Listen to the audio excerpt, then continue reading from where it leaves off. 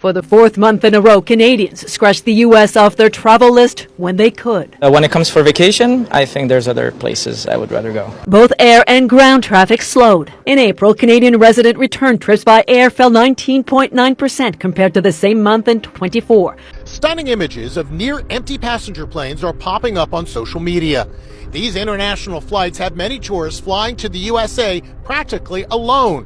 Shauna Massengill flew from London to Chicago. Look, barely anyone on board. It was really shocking. I've never been on a flight like that. Well, folks, here's the truth. Donald Trump's policies didn't just close our borders. They wrecked our economy. Tourism to the United States is down 61%. That means empty hotels, shuttered restaurants, and millions of jobs lost in cities like Las Vegas, New York, Miami, and right here at home. Why? Because Trump made America unwelcoming. His trade wars, his anti-immigration rhetoric, his fear-based policies drove tourists and businesses away. While Europe and Asia recovered, we fell behind. Yesterday at Disneyland, the loading tram was empty. Now, if Disneyland, aka the self-proclaimed happiest place on earth, looks like the opening scene of The Walking Dead, something's off. That's not just a slow week. That's a whole vibe shift. See, for decades, America sold itself as the Beyoncé of travel destinations. Big, bold, flashy, maybe a little problematic, but people still showed up. But now, she's giving unfollow energy. Because when even Canadians, who live next door and usually love hopping over for Target runs and Chili's, are like, nah, we're good. You know the soft power perfume has worn off. And let's be real, America isn't exactly giving safe and chill vacation vibes right now. You've got tourists wondering if they need a bulletproof vest with their boarding pass. ICE agents doing their best mall cop impersonations on international visitors. Healthcare's so expensive, twisting your ankle might land you in debt rehab. Yeah, not exactly dream vacation material. Meanwhile, in 25, US lawmakers are busy banning TikTok and books, as if tourists are holding back because they're worried someone's gonna read To Kill a Mockingbird in public. The real issue is the energy, the vibe. And right now, America's serving up paranoia with a side of airport delays and political rage. So while Europe's over there sipping wine by the Seine and Asia's flexing its infrastructure, America's sitting in a corner wondering why no one RSVPs anymore. Newsflash, they're voting with their passports. Other countries. Do you want to visit us anymore? American here. So born in LA, lived in New York, but I haven't lived in the US for about 15 years. I've lived in Shanghai, Seoul, and now I'm currently in Melbourne, Australia. Now, to answer your question, let's get rid of the obvious stuff like gun violence and lack of affordable healthcare and politicians on both sides that really don't care about the people they're supposed to serve. So these are my 3 reasons why I would not visit, let alone move back to the United States. Number 1, the fuck am I supposed to talk to anybody about? Americans are so myopic and in their own little bubble that it's hard to have a cosmopolitan conversation with most of them. And if I was to talk about America not being the center of the world, it would blow their minds and probably cause a fight. Number 2, the food. Every time I go back, I feel so bloated and gassy and sick. And that's because the food there is so processed and full of sugar and just terrible for you. Many countries around the world won't even allow American food to be imported because it is so bad. So why am I going to waste my time and my health dining out at a California pizza kitchen? And number 3, it's also vanilla, boring, and the same. With the exception of like San Francisco, New Orleans, and New York, it's pretty much any town USA. It's the same strip malls, the same fast food joints, and the same suburban households spread out as far as the eye can see. There's plenty of more interesting places around the world that I'd much rather visit that are more cosmopolitan, have better food, and I'm not going to get shot. I actually love that Trump is doing this travel ban, because what makes that orange man think that anyone is looking to travel to the United States anytime soon? Just look at how many countries are on this travel ban list by Donald Trump. And then on top of that, look how many are on there that are actually from Africa. Now, the irony of this is, if Africa were to do the same, if Africa were to do a travel ban against America, saying no American citizens or no American foreign entities were allowed into any African countries, the entirety of the Western world would crumble, my dear, because where would you guys get your minerals? Oh, wait. Where would you guys get your resources? How would you even be able to watch this video right now if it wasn't for Congo, the same Congo that you're banning. Needless to say, America better learn quickly that historically, countries that have gone isolationists have always fallen. Their empires have always crumbled. So it's very interesting that this is the route that they are deciding to go on. Nobody is rushing to go to the United States right now, especially considering that you guys are literally detaining visa-holding tourists, even from European countries. Now that's the mic drop right there. Banning African countries while casually using their minerals to build iPhones and Teslas, that's peak delusion. It's like slapping your chef and then being confused when dinner doesn't show up. Let's connect the dots, shall we? Congo gives the world cobalt, coltan, and basically half the stuff that powers your smartphone, laptop, and electric car. And America's response is, yeah, let's block those folks from coming in. Smart move, genius. What's next? Ban oxygen? This isn't foreign policy. It's geopolitical sabotage wrapped in ego. And now that it's June 2025, with the US still casually flirting with recession and gas prices doing the Harlem Shake, one would think common sense would kick in. But no, instead, there's this weird national hobby of poking trade partners in the eye and daring them to walk away. And let's talk about the irony. America loves issuing travel bans, but imagine if Africa clapped back. No more minerals until y'all learn some manners. Suddenly, every lithium battery in Silicon Valley would be gasping for breath. Truth is, this isn't about national security, it's about maintaining control while pretending the global south can't read. But newsflash, the world got receipts now. BRICS is rising. The internet exists.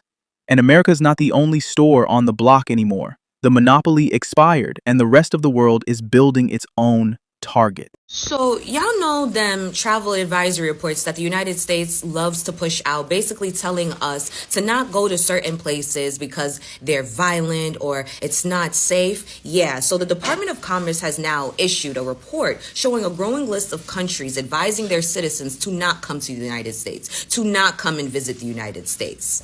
Yeah, now we are not the safe country. So I'm reading from an article that you can find on Forbes.com, right? So it says that the United States government reported a double-digit overall drop in international arrivals last month, with much bigger losses coming from Canada, Mexico, and lucrative Western Europe markets, suggesting foreign tourists are staying away in significant numbers due to the tariff backlash and even harsher immigration tactics.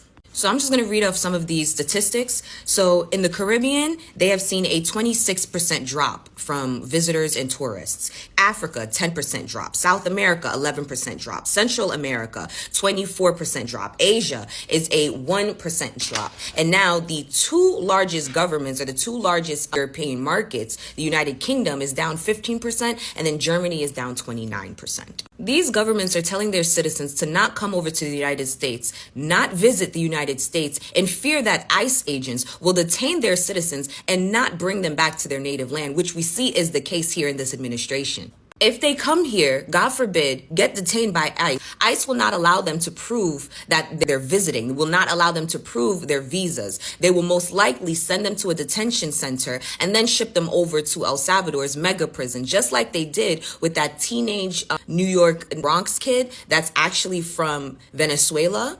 Instead of deporting him to his native country, they deported him to the mega prison. Yeah. That's what they don't want to happen, because if that happens, there's no way for people, their actual family and their government to even be made aware of what's going on, because ICE agents will not inform nobody. White House Press Secretary Caroline Leavitt was actually questioned on this yesterday during a press conference, to which she said, I haven't even seen the report.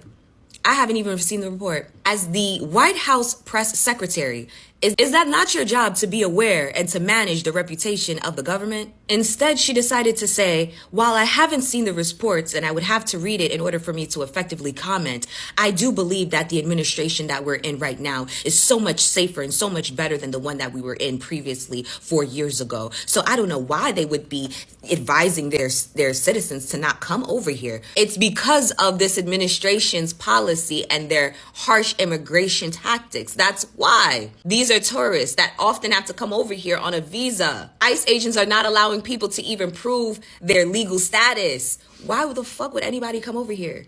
Just so you know, the United States makes $2 trillion in tourism.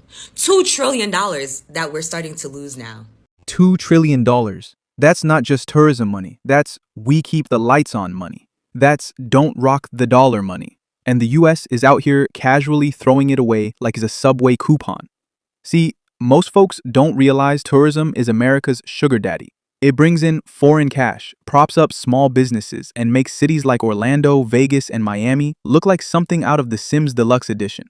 But now, that sugar daddy's ghosting, and the rent still due. What's wild is how this is being shrugged off. We don't need tourists. Really? Tell that to the bellhop whose tips just vanished, or the hotel manager whose lobby looks like a crime scene because no one's checked in since spring break. And let's talk optics. The dollar looks strong on paper, but that paper is starting to feel real thin. If overseas trust dips any lower, the only thing left to prop up the US economy will be memes and denial. Meanwhile, other countries are playing chess. They're diversifying, strengthening alliances, investing in tourism, infrastructure, and renewable energy. And America? America's out here yelling, go woke, go broke, while its airports echo and its hotels turn into overpriced storage units. Bottom line, if the US keeps chasing isolationism like it's a new fad diet, it better get ready to fit into recession jeans. Because starving your economy for the sake of ego is a terrible weight loss plan. While MAGA diehards keep chanting, "We don't care," every time someone points out the cost of Donald Trump's policies, international tourists are quietly delivering the one response that matters in Trump's America, which is they're not coming to the United States for vacations. We have new data now from the World Travel and Tourism Council. The U.S. is on track to lose over $12 billion in international travel spending this year. That's a decline of 7%. It's not because suddenly the sand on the beaches is no good. It's not because the theme parks got rid of everybody's favorite ride. It's because the rest of the world sees what the United States under Donald Trump has become: expensive, hostile, and unstable. And they're voting with their passports. Of the 184 countries surveyed, the U.S. is the only one with an absolute decline in international visitor spending. According to the WTTC's CEO, quote, "The U.S. has firmly got a 'we're not open for business' sign right now." And that's correct. Germany has updated its travel advisory after several Germans were detained at the U.S. border.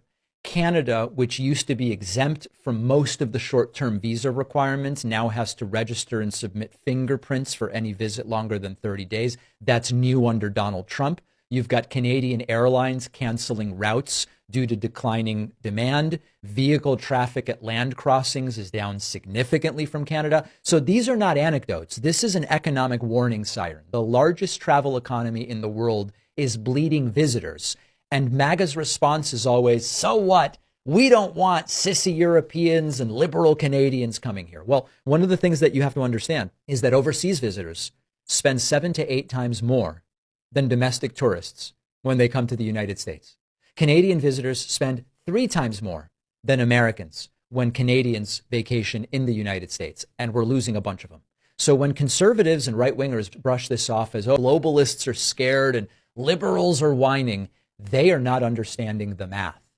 This isn't about politics. It's about dollars.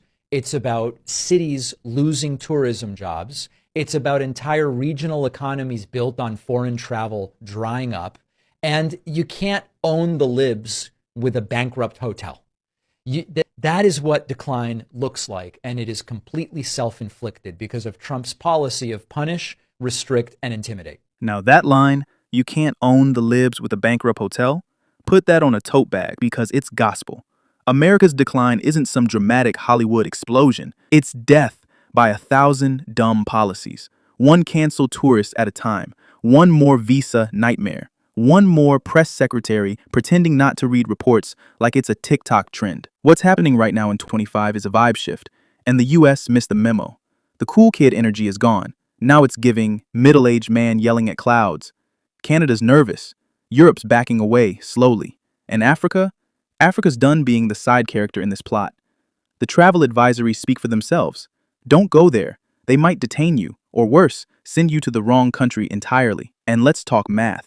International tourists spend 7 times more than Americans when visiting the US. That's not just pocket change. That's "this city survives" money. But instead of adjusting, the government is flexing its tough stance like this is WWE. Meanwhile, the GDP is sweating in the corner like, hey, y'all gonna do something. This isn't politics anymore. It's poor financial planning with a flag sticker on it. Nationalism might make for catchy campaign slogans, but it won't save a bankrupt tourism sector. You can't chant your way into economic stability, and you definitely can't deport your way into profitability. Tourism used to be America's cheat code, soft power, global PR, but now instead of rolling out the welcome mat, the US is flipping the sign to closed and proud of it. Meanwhile, the rest of the world is throwing pool parties, getting tourist dollars, and living their best lives. So yeah, MAGA might still be chanting, but the rest of the world, they're booking flights somewhere else. And guess what? They're not looking back.